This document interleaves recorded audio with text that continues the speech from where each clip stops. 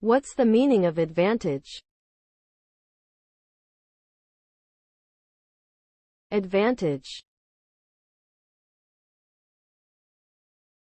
Advantage.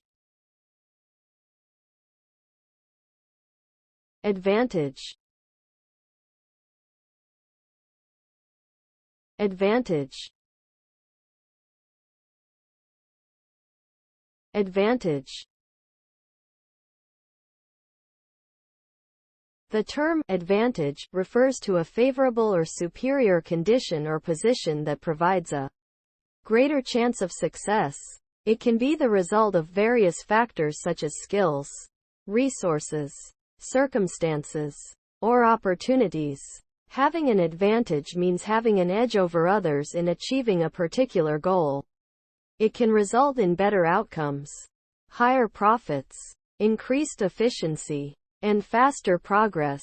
The concept of advantage is often used in business, sports, politics, and other competitive fields where success depends on being one step ahead of the competition.